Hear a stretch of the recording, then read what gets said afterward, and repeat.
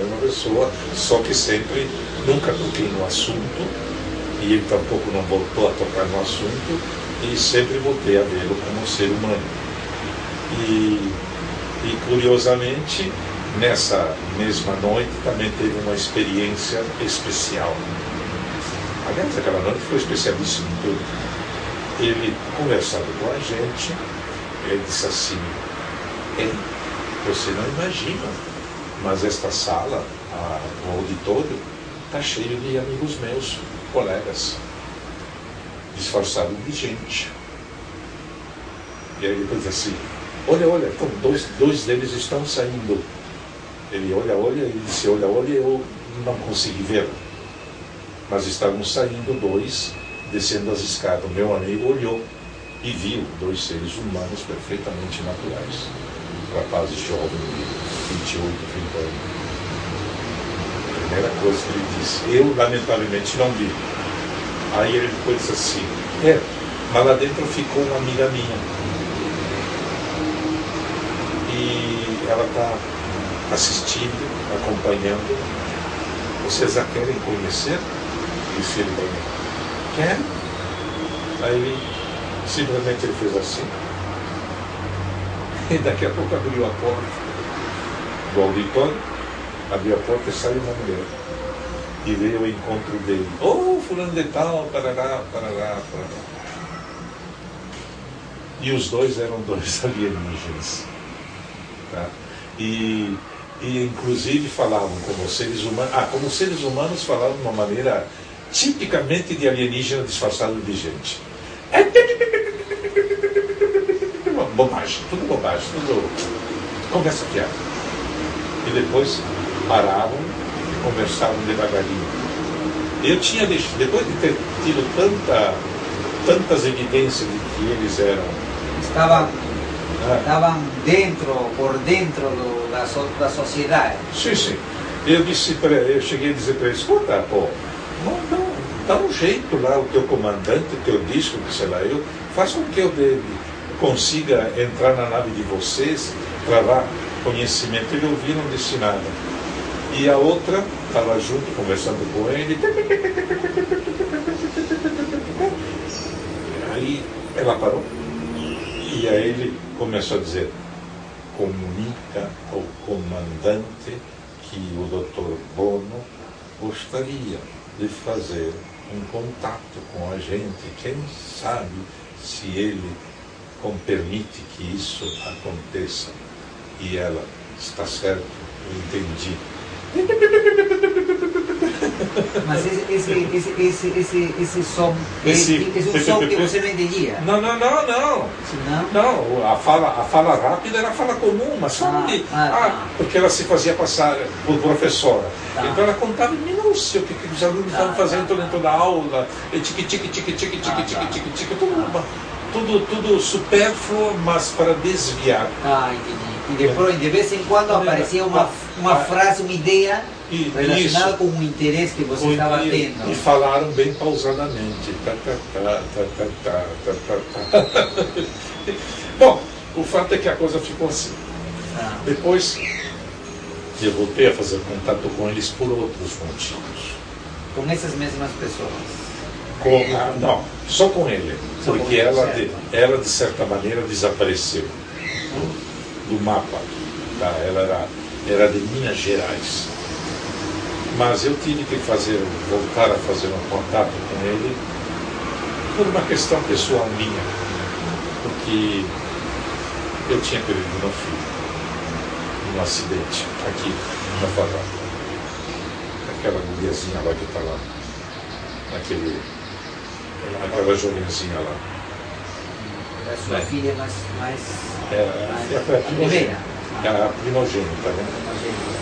E ela morreu num acidente aqui, e eu sabia que não era acidente, que era outra história, e fui pedir socorro para ele. E ele tentou me ajudar o que pôde, mas no final não deu em nada, e inclusive ele faleceu. Ou seja, aparentemente foi dado como morto e foi enterrado ou sumiu. E curiosamente, aparentemente, ele tinha família em Copacabana. Era tudo aparentemente.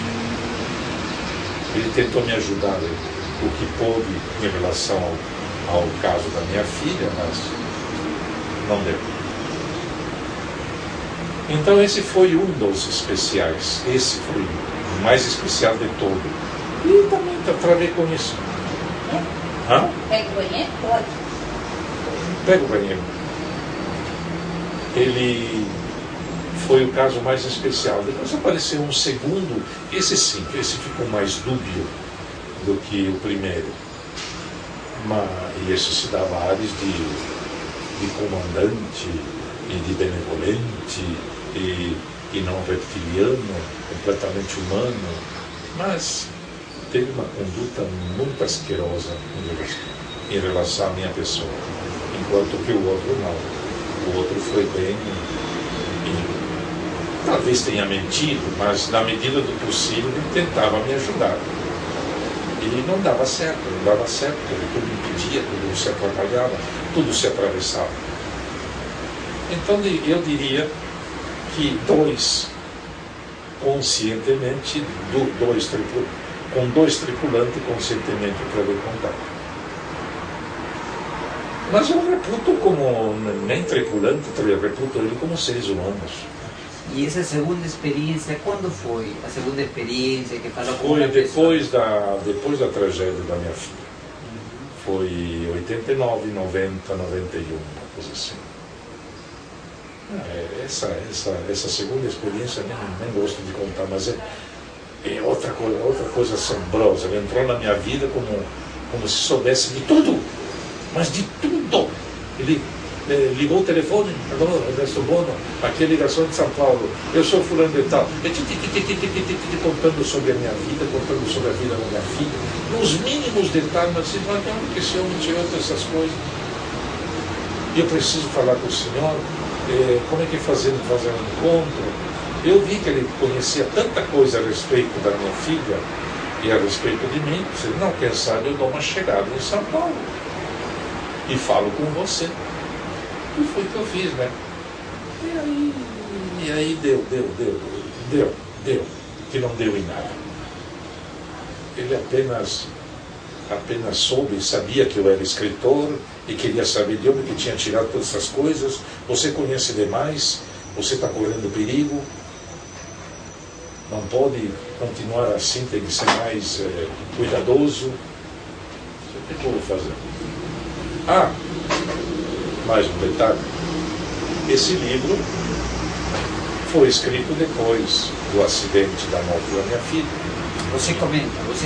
Em desespero de causa. Por quê? Eu estava tão desesperado com o acontecido que se eu não escrevesse alguma coisa, provavelmente ia fazer até uma besteira.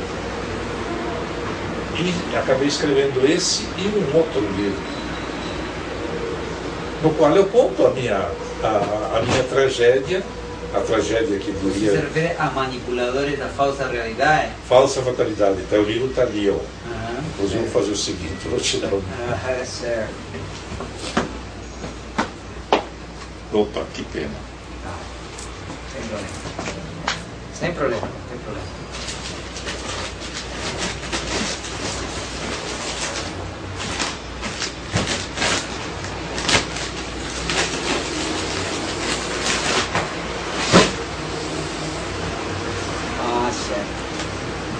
Justo este libro que procuraba ahí, estaba procurando allá en São Paulo, não achei.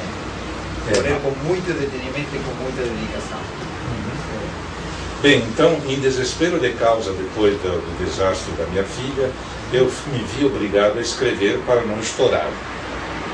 E escrevi em verdade escrevi um livrão, assim, enorme. A primeira parte, e a segunda... essa é a primeira parte e essa é a segunda parte, exatamente. Tá. E eu vou te dar a terceira lá, que é o Apocalipse Desmascarado. Certo. E tudo foram escritos quase contemporaneamente. Praticamente. Isso. Certo. E nesses livros, então, eu desabafo, eu conto as minhas experiências, e esse cidadão de São Paulo impressionado com o conteúdo